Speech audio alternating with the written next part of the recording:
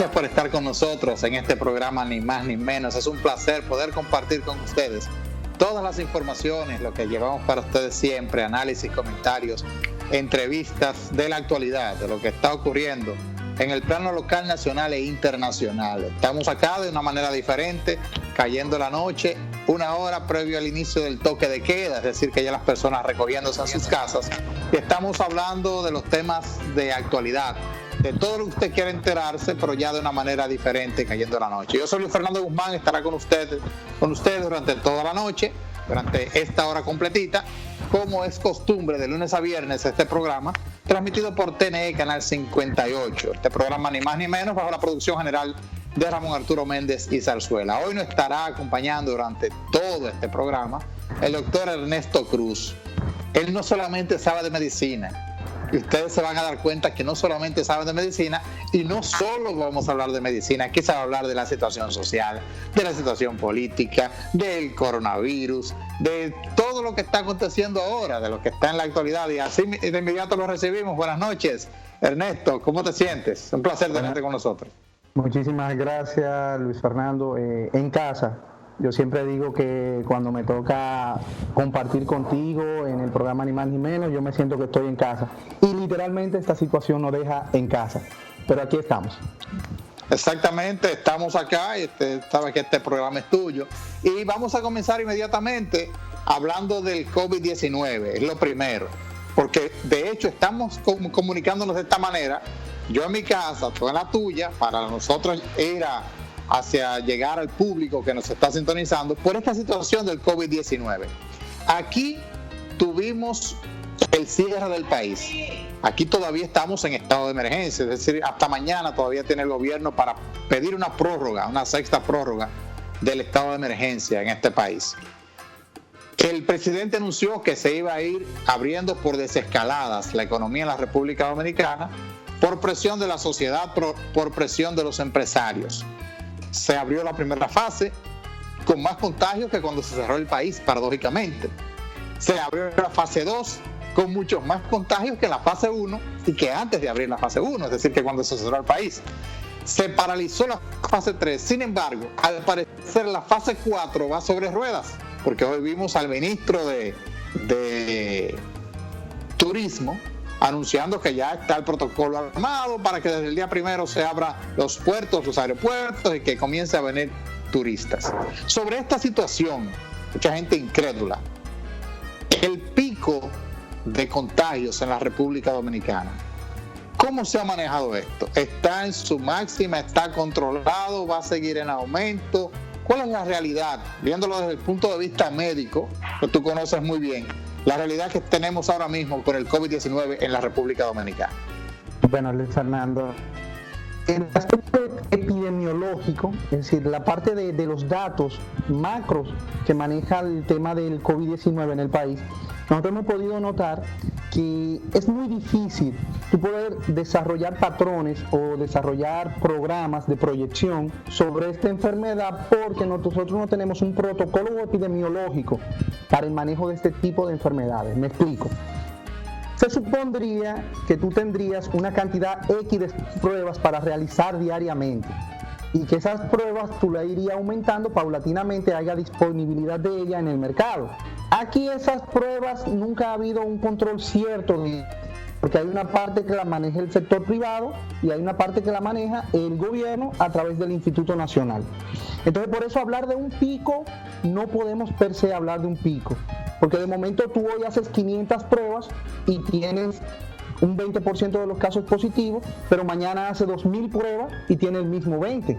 Lo que sí podemos decir es que la virulencia de la enfermedad ha mantenido una especie de escalada, es decir, mientras más pruebas se hacen, más casos positivos tenemos. El manejo, obviamente, tú me decías que al inicio habían menos casos. Bueno, eso responde a dos factores. Primero, el temor de las personas. En un primer momento decían, espérate, en China se murieron tantas personas. Recuérdate que en febrero, cuando iniciamos, inicio de marzo, estaba el brote en sus anchas, en España y en Italia.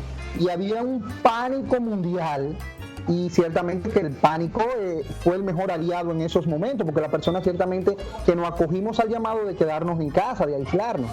Pero cuando hemos visto que ha ido avanzando el proceso y que la virulencia, la mortandad no ha sido tan alta como en otros países, entonces como que se ha relajado un poquito la situación de las personas, y eso nos ha llamado a las grandes filas en los bancos, a que abarrotemos los centros comerciales, y obviamente entonces están apareciendo ya la gran cantidad de casos, y por eso tenemos, después de la segunda fase de desescalada, tenemos ya 300, 500, 600, 800 casos por día. Es decir, que ya no le tenemos miedo, ya el dominicano no le tiene miedo al virus. No, ciertamente que le perdió el miedo, salvo a las personas que le tocan muy de cerca y que desafortunadamente pierden algún familiar que reaccionan, y esa persona sí, pero ciertamente que ya se perdió ese temor primario, en parte por la desinformación. Recuerda que estamos en medio de un momento político, de una campaña política, que me imagino que un poquito este tema, pero las personas ciertamente que le han perdido miedo. Es decir, como no te toca de primera instancia, como no te golpea a ti con tu familia, tú dices, no, eso no es así. Porque hay factores que en República Dominicana deberían ser motivo de estudio, como es el caso, por ejemplo, ¿por qué la virulencia es menor en República Dominicana? Es decir, a las personas le da el COVID-19, pero no es tan agresivo como en otras partes. Y ¿Por qué se sanó tan rápido, Luis Abinader? Por ejemplo, es motivo de estudio, ¿no? De que diera negativo, que a los 3 días ya el tipo no contagiaba, y a los 5 días ya le dijeran que usted dio negativo. Eso es de estudio, ¿no? ¿O no? Eso es un tema evidentemente político, y si tú lees el momento histórico, el momento en el que pasa, es decir, el PRM viene con un momento de crisis por unos casos de narcotráfico que no tienen forma de negar, y Luis y su esposa, los dos juntos vienen con un tema de positivo, y a los 7 días sano. Óyeme, de Wuhan deben venir a evaluar eso, porque todavía no existe es un virus y se maneja asintomático. Pero vamos a seguir en la parte médica. Ahorita si tú quieres, nos adentramos en los mares políticos. Pero te decía, hay unos factores interesantes a evaluar, entre ellos el calor, el factor. Tú sabes que las últimas semanas hemos tenido un aumento muy fuerte de la temperatura, y obviamente que eso contribuye a la exposición del virus sea menor. Es decir, que cuando personas que estén infectadas tengan contacto con una puerta, con una barandilla, al hacer tanto calor el virus muere más rápido, y esos son factores que nos ayudan. Otro de los factores que deberían estudiarse y que los médicos entre nosotros comentamos es el hecho de qué rol juega la inmunización con la vacuna contra la tuberculosis, porque hemos estado observando que en la mayoría de los países donde se hace inmunización con BCG, la virulencia es mucho menor, y es un factor digno de estudio. Entonces, como médico, estas son cosas que nosotros comentamos en los círculos médicos y que obviamente despiertan el interés científico. En el último aspecto que ha estado sobre la mesa esta semana, que es la disponibilidad de camas hospitalarias y camas en UCI, yo quiero destacar algo. El gobierno ha hecho un manejo, si no eficiente, ha hecho un esfuerzo mayúsculo. Es decir, se ha hecho en materia de prepararnos para la salud lo que había que hacer. Que no haya sido suficiente. Ha cumplido el gobierno, las autoridades han cumplido. Ha respondido a la crisis. A lo mejor se pudo eficientizar, y oye la palabra, eficientizar lo que se hizo, es decir, hacer más con lo que se ha hecho. Pero ciertamente que el gobierno no se ha quedado de manos cruzadas, como es el caso de Brasil, donde ya suman 1 millón de contaminados, porque obviamente que el presidente de Brasil dijo que eso no era nada y le renunciaron 3 ministros de salud. Claro. Aquí no, aquí ha habido una respuesta, es decir, aquí se han preparado camas, se han preparado hospitales, el mismo PRM ha participado entregando mascarillas, Leonel con la Fuerza del Pueblo ha estado distribuyendo máscaras, ha estado distribuyendo equipo de protección personal. Entonces, sí se ha cumplido en cuanto a la respuesta. A lo mejor, y esto es algo muy personal mío, no con la eficiencia que se debió hacer, pero sí se ha hecho. Y entonces, ¿qué es lo que pasa ahora? ¿Por qué no trancaron durante 3 meses? durante 90 días. Bueno, si este pico de aparecer 600, 700, 800 personas infectadas por día hubiese pasado en febrero, aquí la tasa de mortalidad anduviera por un 8 o 9%. Y en vez de nosotros tener 27.000 infectados, nosotros tuviéramos más de 100.000 infectados. Es decir, tuvimos 90 días para prepararnos. Es como que vamos a hacer una fiesta en la casa de Luis Fernando, no es igual que lleguemos todos allá ahora a que le digamos, Luis, en 15 días vamos para tu casa. Es decir, Luis tiene un tiempo de prepararse y fue el tiempo que el estarnos en casa, el tiempo de cuarentena, nos brindó. Bueno, obviamente que eso es interesante porque el comportamiento del virus, nadie es ajeno a eso. De hecho, ahora estamos en casa, hay un toque de queda, sigue el estado de emergencia. Se ha manejado realmente, entiendo yo, de una manera política, porque aquí todo va con la política, pero se ha manejado de manera política de parte y parte, que es lo lamentable. Unos están manejando para sacar un beneficio por la crisis que ya se presentó y otros están manejando, apostando a que el que está manejando esa crisis falle, pues para también sacar un beneficio político. Eso se da aquí, se está dando aquí en la República Dominicana y se refleja precisamente con lo que vamos a hablar ahora, las encuestas. Ahora hay una guerra de encuestas. Ahora han comenzado a salir en esta semana, porque tienen hasta el fin de semana las encuestas para salir. Según la nueva ley de régimen electoral y la ley de partidos, solamente pueden salir encuestas hasta 8 días antes de unos comicios. Por eso es que vemos esa guerra en esta semana, que comenzaron, que la Gallup salió, que salió la Greenberg, que salieron 10.000 encuestadoras que nadie conocía y todas están dando estos números. Muchas de ellas están coincidiendo, otras están totalmente contrarias, menos conocidas, contrarias a esto. Sobre esto de las encuestas, ¿qué opinión te merece a ti el posicionamiento repentino? Porque teníamos hasta hace unas semanas un sistema aquí de que no había segunda vuelta, una eventualidad de segunda vuelta, porque nadie llegaba al 50, pero de manera repentina vemos que un partido ya está con uno da 54, otro da 56, otro da 55, otro da 53, pero ya lo están poniendo en un panorama de que se define en primera vuelta con esto de las encuestas. ¿Qué opinión te merece a ti ese tema? Bueno, tú sabes que parte de mi trabajo, yo trabajo como asesor de proyectos de salud y me toca interactuar con los políticos, obviamente, porque son los que dirigen. Entonces las encuestas, y no es sorpresa para nadie que se muevan estos medios políticos, que las encuestas son herramientas de trabajo. Es decir, no es que se hace una sola encuesta, se mide semanalmente, se mide un proyecto, se mide una campaña política, es decir, publicitario, esto se somete a una encuesta. ¿Qué la gente quiere que le hablen? ¿Cuál es el abordaje? ¿Quién vendemos? ¿Vendemos al diputado? ¿Vendemos al senador? Es decir, ¿cuál es la estrategia? Es decir, la encuesta lo que te sirve es como una herramienta de trabajo para definir estrategias de marketing. Entonces, las encuestas, la más Greenberg, Gallup, que son de la más sonora, con la que tienen las mejores reputaciones, se enfrentan ahora a un gran reto. Y es que recuerda que las encuestas se están haciendo vía telefónica o se están haciendo vía digital, es decir, por correo electrónico. Entonces no es igual tú salir a entrevistar por las calles, donde tú tienes la conciencia. Es decir, tú me estás llamando por teléfono, yo no sé si es mi jefe que me está llamando, yo soy un empleado público y a lo mejor yo voy a votar por un partido de oposición y como me llamaron por teléfono yo digo, no, por el gobierno yo voy a votar. Entonces, hay otras cualidades, hay muchos candidatos y eso es algo que yo he visto en la mayoría de las encuestas. Hay candidatos que no los miden. Hay candidatos muy potables de partidos no reconocidos que no te lo miden a diputaciones, a senaduría. Y quiero tomarlo ahí porque me da un número muy raro. La Galo da un 56, casi un 56. Y hay un dato que nadie destaca. Bueno, lo destacó, creo que leí un Twitter de Leonel Fernández. Y es que hay un 24% de personas que no saben si van a ir a votar.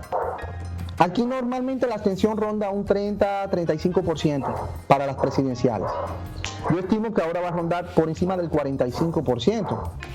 Entonces, con un universo de un 50 o 60% del electorado votando, estaríamos hablando de 3 millones de personas. con una abstención de un 24% de ese 60%, tú definir que aquí no habría una segunda vuelta sería arriesgar mucho tu reputación. Yo creo que el escenario aquí está marcado. No es cierto que Leonel Fernández no tiene las fortalezas para marcar en las encuestas. Es decir, Leonel tiene que terminar marcando en los resultados por encima de un 8 o un 10%, aún siendo un partido nuevo, porque es que Leonel Fernández trae toda una estructura que saben hacer política. Y las personas saben que un político, un candidato puede tener el mejor perfil, puede tener la mejor propuesta, pero si no tiene un equipo detrás, si no tiene una estructura política que movilice el votante, pues obviamente que no va a pasar. Y es lo que pasa con muchos candidatos jóvenes, que son candidatos potables, que tienen buenas propuestas, pero que al final de cuentas no tienen el respaldo de una estructura política que le ayude a movilizar y a convertir la intención de voto en votos contados. Entonces, llama la atención, Ernesto, y discúlpame que te interrumpa para que continúes con la idea. Dos cosas, aparte del posicionamiento de Leonel Fernández, que esas mismas encuestas lo ponía más alto hace unos meses, y ahora sale a la calle, está en las calles Leonel Fernández, como están los otros, pero está en la calle, decía un diputado de la Fuerza del Pueblo, pero es como si nosotros saliéramos a la calle a decirle a la gente no vote por nosotros. Exacto. ¿Por qué? Yo tengo un 19 y un 15 y hoy me miden y tengo un 8 y yo los que ando buscando votos, pues yo estoy diciendo, Ernesto, mira, por mí no votes, no te atrevas a apoyarme.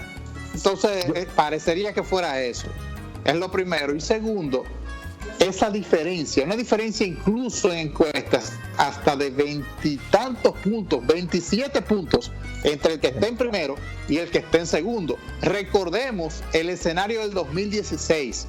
En el 2016 Danilo Medina y el PLD obtuvieron el 62% casi de la votación global de los que votaron.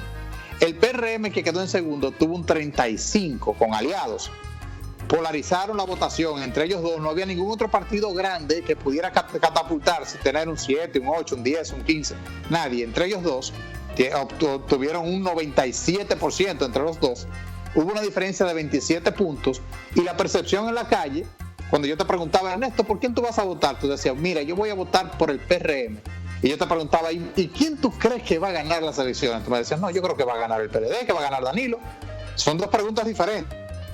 Tú dices, yo voy a votar por este, pero entiendo que va a ganar el otro. Va a ganar el otro. Ahora mismo, cuando tú sales a la calle, tú ves el panorama y ciertamente se nota en la calle que el PRM está puntero. Sí, se nota que está puntero, que la gente le está dando, le va a dar un voto de castigo al PLD, pero se nota también que ese voto no está concentrado solamente en el PRM. Hay otros partidos de oposición que también pudiera concentrar una gran cantidad de votos, una cantidad importante, que es la Fuerza del Pueblo con Leonel Fernández, el descontento del PLD, y eso lo que explica Leonel es lo que refleja que no hay ahora mismo un panorama de primera vuelta, de ganador en primera vuelta, sino de una segunda vuelta. Sin embargo, las encuestas ahora dicen todo lo contrario, las últimas. Hay una primera vuelta definida y de hecho hoy dijo algo peligroso el presidente del PRM, José Ignacio Paliza. Dijo algo peligroso porque dijo y afirmó que aquí se tiene que reflejar en las elecciones obligatoriamente lo que se refleja en las encuestas. Y las encuestas no son boletines de la Junta Central Electoral, son intenciones de voto. Y esas encuestas también pudieran llamar a lo siguiente. Es decir, si el partido PRM por el que quizá yo pretendo votar me aparece con un 56, 57, 58, yo pudiera también desencantarme y decir, ellos no necesitan el voto mío. Ellos ganan fácil, yo no tengo que pararme a votar ese día, me voy para el campo con la familia, me voy por ahí y no voto. Y una cantidad de personas hacen lo mismo. Y si eso no sucede, y si no se refleja a sí mismo en las votaciones del próximo día 5 de julio, y en vez de salir esto, sale otro escenario, ¿qué es lo que está insinuando el PRM? ¿Qué podría estar pasando aquí en la República Dominicana? Para que continúes con tu idea sobre el comentario de las encuestas. Entonces te decía de las encuestas, y precisamente quería abordar esa parte viéndolo de manera objetiva, es decir, sin el fanatismo tradicional sin ser aguilucho, como yo digo cuando se habla de fanatismo, porque es una de las cualidades que me adornan el ser aguilucho, sin ser fanático, tú evalúas el panorama de este año, es decir, del 2020, ¿qué ha pasado? Luis y el PRM entran con casi un 60%, cuando medían era un 60%. Cuando sale febrero, todavía se queda marcando el 60%. Y tú dices, espérate, ¿cómo es que me acusan al PLD de hacer un fraude? Y eso no impacta la votación dentro del PRM. Pues resulta que la manifestación es una manifestación de descontento del pueblo. ¿Pero cuál pueblo? El pueblo apartídico. Es decir, el pueblo que no hace vida política en un partido político. Entonces comienza la pandemia, tienen que recogerse las campañas, tienen que recogerse los políticos, viene el tiempo de accionar y obviamente que Gonzalo Castillo sale a la calle y la gente comienza a conocer que hasta ese momento era desconocido. Gonzalo Castillo no lo conocían. Gonzalo Castillo, tú preguntabas que quién era y nadie sabía. ¿Por qué? Porque durante sus funciones en la administración pública, Gonzalo Castillo fue un hombre muy bajo perfil. ¿Que hizo una excelente gestión en obras públicas? Sí, pero era un candidato bajo perfil, nadie lo conocía. No era un Domínguez Brito, que salía cada rato en la televisión, no era un Carlos Amarante Baré, que salía cada rato en la televisión, no era un Reinaldo Párez Pérez, presidente del PLD, secretario del PLD. Entonces, cuando Gonzalo sale a la calle, sale en un accionar, en un hombre de acción, y obviamente que el marketing aprovecha y comienza a vender eso, y comienza a subir puntos. Entonces vienen las políticas sociales del gobierno que vienen a respaldar a Gonzalo con el programa FASE, con el programa Quédate en Casa y finalmente con el programa Para Ti. Entonces, obviamente, la masa pobre, la más olvidada, la más oprimida, recuerda con memoria estomacal quién le quitó el hambre. Y a 3 meses, a 3 meses de las elecciones, a 2 semanas de las elecciones ya, es decir, ¿quién me ayudó? ¿Quién me suplió? Entonces, yo citaba con un amigo que esa estrategia de Luis Abinader de tener COVID, y yo lo llamo una estrategia. ¿Una estrategia tú lo llamas? Es decir, ¿tú dudas del COVID de Luis Abinader? Es una estrategia política.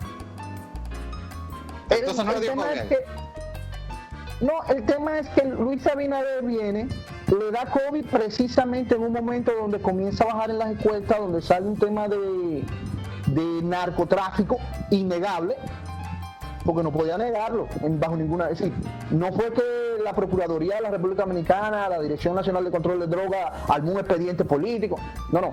Fueron que organismos internacionales vinieron y buscaron a la persona por sus relaciones con un cartel. Entonces es innegable.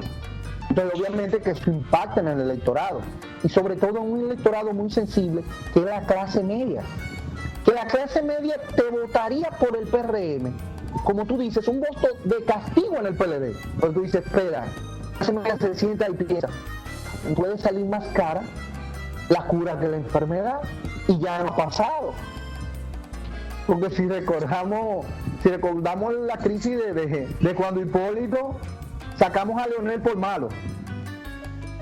Sacamos a Leonel por malo. Y después sacamos a Hipólito por peor. Hubo que mandarlo a buscar a Leonel. Recordemos, es decir, tuvimos la crisis económica más fuerte en esos momentos. Entonces, si tú te pones a ver las encuestas son instrumentos de trabajo, pero en este momento, Gallup es una de las firmas encuestadoras con más certeza. Gallup mide en Estados Unidos semanalmente. O sea que en Estados Unidos ahora mismo también están en un proceso de primarias y Gallup semanalmente te mide de las encuestadoras más confiables, de las firmas encuestadoras más confiables, pero creo que la metodología que utilizaron ahora lo va a dejar mal parado.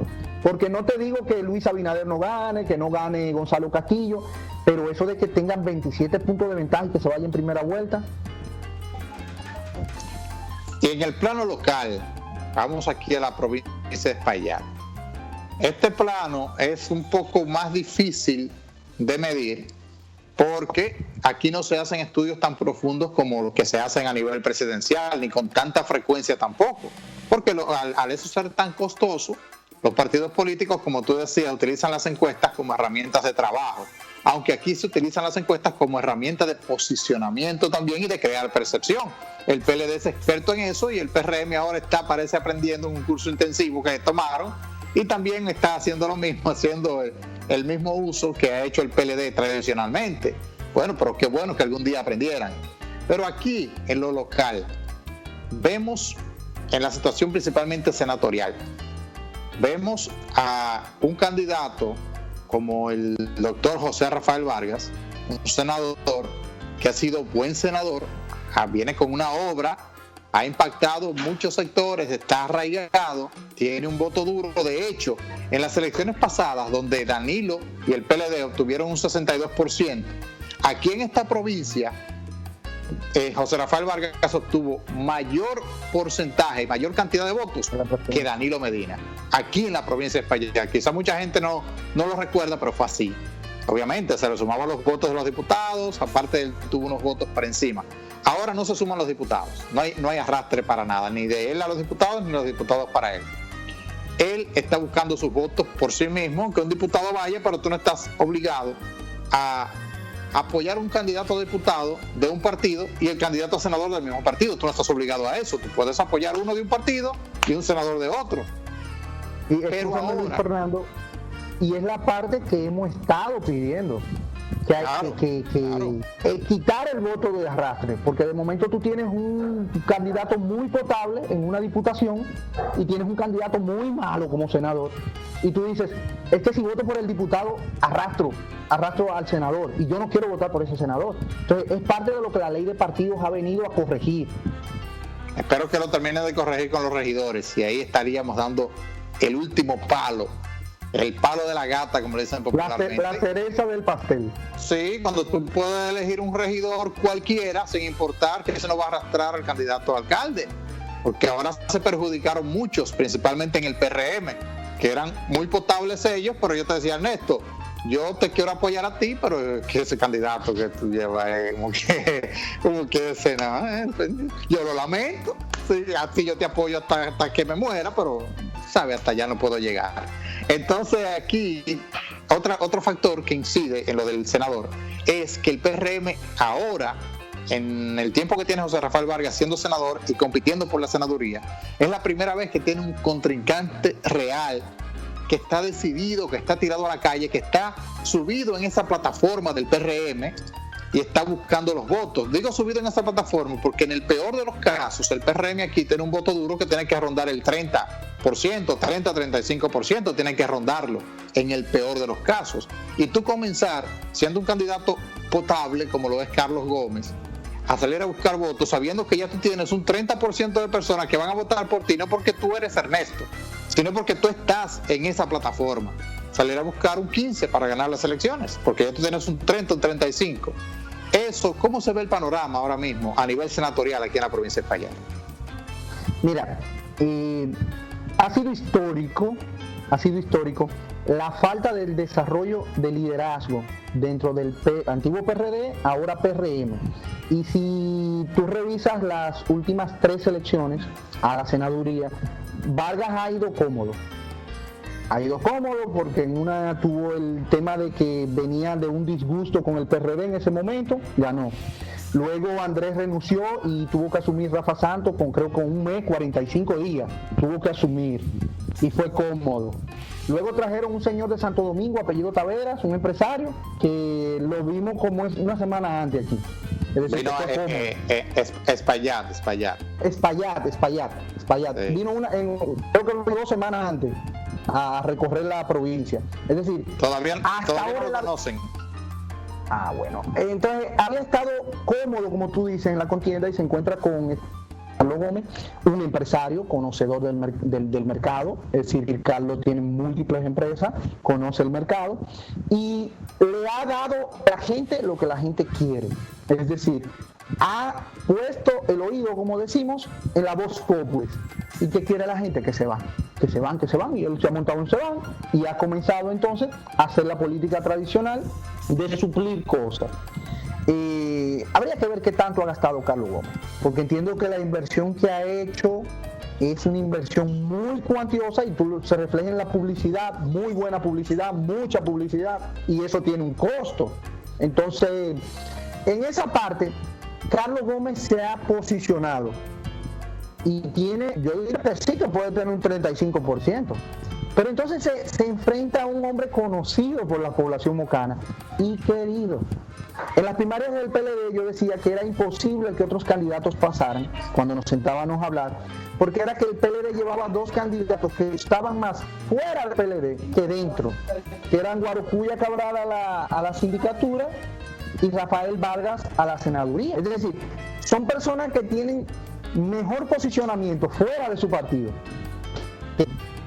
Entonces, aunque podríamos decir que se percibe que Carlos Gómez pueda hacer la competencia, yo entiendo que conociendo la idiosincrasia del mocano, conociendo la idiosincrasia de los habitantes de Espaillat, pues puedo decirte que lleva el senador la cátedra adentro. Además, si tú te sientas a ver los proyectos legislativos de nuestro senador, es uno de los que tiene una mejor carpeta. Y si encima de eso tú te pones a ver las comisiones a las que pertenece, son las comisiones que van a necesitar luego de la pandemia las personas con más capacidades. El senador pertenece a la Comisión de Ley de Seguridad Social y es urgente la modificación de la Ley General de Salud y la Ley de Seguridad Social. Es urgente, posterior a la pandemia, que se designen nuevos fondos, que se haga una reestructuración de lo que es la ley de fondos de pensiones. Y entonces tú traer una persona que desconoce los aspectos legislativos, porque sí es muy bien que Carlos Gómez ande en la calle, anda repartiendo ayuda y está asistiendo aquí, que lo veo muy bien y lo celebro. La función de un senador es legislar, es modificar, aprobar, crear leyes que mejoren la calidad de vida de los municipios, de los parroquianos. Entonces, tú dices que Vargas ahora se ha tenido que poner los jeans y los tenis y salir a la calle. ¿No? Sí, lo he visto muy activo, pero creo que eso le ha rendido su fruto. Y en encuesta que he tenido en la mano, lo veo con 8, 10 y hasta 12 puntos por encima de Carlos Gómez, a pesar de que carga con el descontento de la población hacia su partido. Pero vuelvo y te digo, él gusta más, es decir, tiene mejor posicionamiento fuera del PLD que dentro del PLD. Hoy salió un estudio, se llama Brain Research, me parece que así es que se llama, de precisamente los candidatos a senadores de acá, donde sale Carlos Gómez con un 48% y José Rafael Vargas con un 38%.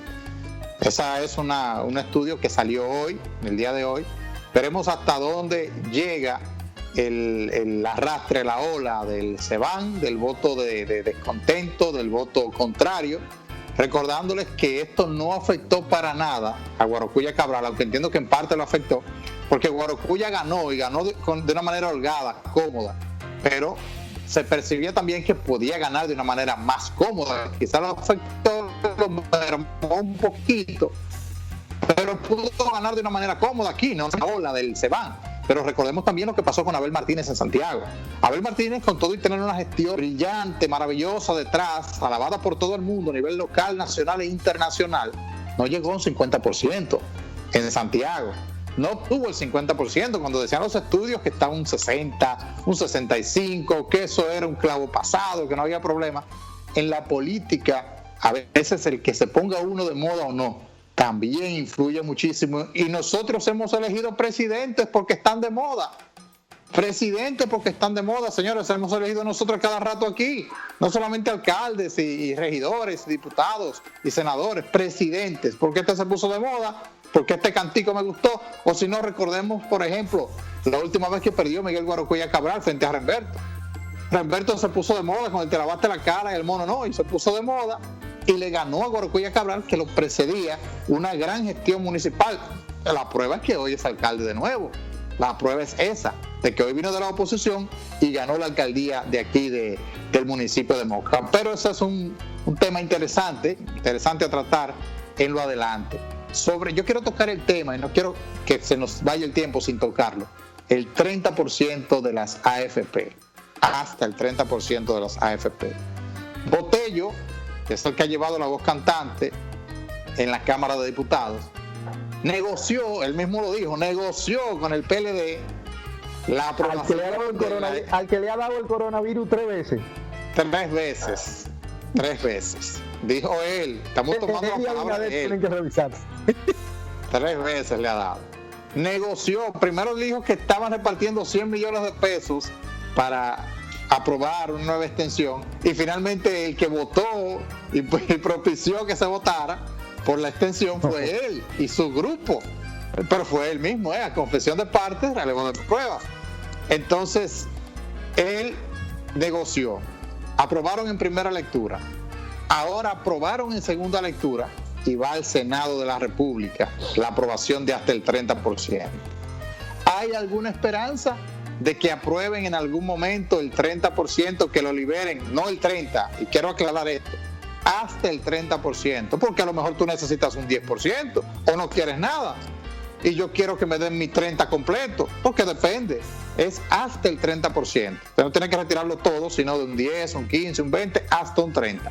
¿Hay alguna posibilidad de que aprueben esto, de que liberen esos fondos para el dominicano que ha sido tan maltratado con este COVID-19? Nosotros que seguimos lo que es la Ley de Seguridad Social, hace más de un año que se introdujo por el Senado una pieza, pero que se liberara un 20%.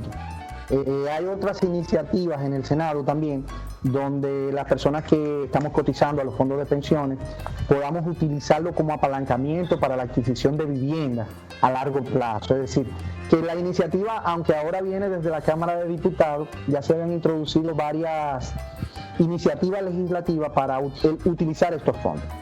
Luis Fernando, no es posible liberar esos fondos, y no es posible porque ese dinero no está abajo del colchón, ni está guardado en el banco, ni está guardado en las oficinas de la AFP.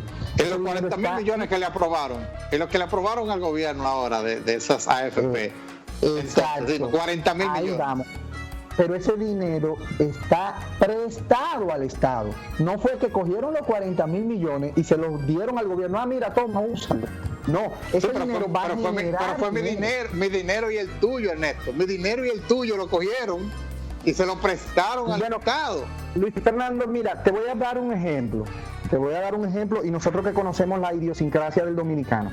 Una persona, un médico, te voy a poner el ejemplo de un médico, que el sueldo base de un médico general ronda los 50,000 pesos, que tenga 10 años trabajando para el Estado, tiene un promedio de 500, 600,000 pesos en promedio, ganando 50,000 pesos. De esos 600,000 pesos, vamos a poner un valor de 500,000 pesos, el médico como tal, como empleado, como cotizante al fondo de pensión, lo que ha puesto es 175, 225,000 pesos. ¿De dónde vienen los otros? ¿De dónde viene el 45 al 50% de ese dinero que está ahí? Es del rendimiento de los últimos 10 años. Entonces, ¿creemos posible que un empleado público se vaya a ahorrar en 10 años $500,000 de pesos? No, jamás. No es posible. Si no es porque es un descuento obligatorio que te hacen, porque nosotros no lo contabilizamos ese descuento, porque ¿cuánto tú ganas? 50,000 pesos. No, yo gano 30,000 pesos, porque me descuentan de una cosa, de otra cosa y de otra cosa. Así es que dicen, porque tampoco se sientan a ver volante de qué me están descontando, para qué me están descontando, cuánto ganan. Entonces, inmediatamente esos fondos se utilicen. No te estoy diciendo que la AFP no tienen liquidez, no tienen el dinero para dártelo, a lo mejor no tienen la liquidez. ¿Qué van a tener que hacer la AFP? Entonces las AFP van a tener que recurrir a recoger el dinero, y asimismo le va a tener que decir al Estado, mira, los 40,000 millones que yo te di, tienes que buscármelo en un plazo de 30 días, que es lo que yo tengo para devolverlo. ¿Y qué va a tener que hacer el Estado? Buscarlo, ¿dónde se lo presten? ¿A qué tasa? A la tasa que se lo presten, porque son 30 días que hay para devolverlo ese dinero. Entonces, ¿qué provocaría eso en la macroeconomía? ¿Qué provocaría? Bueno, inflación, escasez. Entonces, qué bueno, me dieron de 500,000 pesos, me dieron 125, 130,000 pesos. Pero esos 130,000 pesos me bajan el valor a 80, 90,000 pesos. Estoy perdiendo 35 a 40,000 pesos nada más por el aumento en la inflación. estoy provocando que la crisis económica que vamos a tener, porque vamos a tener una crisis económica muy fuerte, y es un aspecto que luego quiero, si hay tiempo, que destaquemos, de cómo puede influenciar el voto, sobre todo al partido de gobierno, al PLD. Recuérdate que ahora se acaba fase. Y si tú eres un empleado acogido a fase, la empresa no va a poder seguir trabajando, va a cerrar y te van a votar. Y aquí se esperan despidos masivos a partir del 1 de julio, cuando se acabe el fase. Entonces te decía, el fondo de pensiones nosotros no debemos tocarlo. Ahora sí, debemos hacer un ejercicio de concientización de la población de que hay que disminuir y hay que reinvertir en el término de economías colaborativas, es decir, vamos a invertir ese dinero aquí mismo adentro, vamos a producir, vamos a importar. Pero no creo que en el Senado, donde el PLD obviamente tiene mayoría y sabe cómo afectaría la economía a corto, mediano y largo plazo, yo no creo que esta pieza pase. Y no creo que sea lo más prudente, porque es que la mayoría de las personas que están cotizando a los fondos no llegan a 200,000 pesos, y tú me vas a decir que 60,000 pesos le van a dar. 60,000 pesos lo van a desbaratar en menos de un mes, porque ¿cuánto deben de la tarjeta de crédito? En menos de un mes. Pero eso dura más para llegar que lo que dura para que se desbarate ahí mismo. El prestamista va con él a buscarlo. Yo te llevo mi vehículo, vamos, para que me paguen el entonces, no podemos incitar a un mal marido. Ojo, estoy de acuerdo que se revise la ley de fondos de pensiones, porque es una ley abusiva, las ganancias de las AFP son abusivas, y creo que debemos trabajar sobre eso. Y por esa parte es que creo que debemos elegir los mejores candidatos, los candidatos con mejores capacidades para poder confrontar la crisis que nos viene, que no es fácil. Yo siempre he dicho eso. Económicamente no es fácil. Lo que viene es peor, y nosotros deberíamos acogernos a una reingeniería económica, replantear el sistema económico que tenemos en la República Dominicana, porque es que nosotros dependemos directamente de factores externos. Ernesto, es que tú no puedes depender de que en tu casa se va a comer mañana si llueve. Y si no llueve, ¿qué va a pasar? Aquí depende. ¿Tú sabes cómo se paga la deuda y de externa las remesas? Así se paga la deuda externa aquí. Imagínate, turismo y remesas. De ahí se paga la deuda externa. ¿Qué están mandando? No, los europeos no van a viajar ahora a hacer turismo. Los chinos no viajan a hacer turismo. Los estadounidenses tampoco. Los estadounidenses no viajan a hacer turismo tampoco. Entonces, como ellos están en recesión, ¿cómo estamos nosotros? Y si tú, que vives en Estados Unidos, eres el que manda y provee para tu familia, aquí, que se quedó aquí, y mandas $200 mensuales, y ahora no estás trabajando, tú vas a mandar 50, tú vas a mandar 100. Entonces ya esa merma, porque tú no estás trabajando allá, porque hay un problema allá. Ya esa merma la sentimos aquí directamente porque dependemos de que tú estés trabajando bien allá. Una cuestión que no controlamos ninguno de nosotros, ¿eh? No controlamos. Es que tú estés trabajando bien. ¿Cómo te está yendo? Muy bien, pues mándame más dinero, porque te está yendo muy bien allá. Pero eso es porque tú te fajaste y tienes 3 trabajos. No porque yo te facilité nada, ni te garanticé nada, porque tú te fajaste y estás limpiando baños de noche en un restaurante a tal hora y cagando blow en la mañana. Pero el factor, yo siempre... Ni el Estado ni nada. Y tenemos esos factores externos cuando este país es un país productor.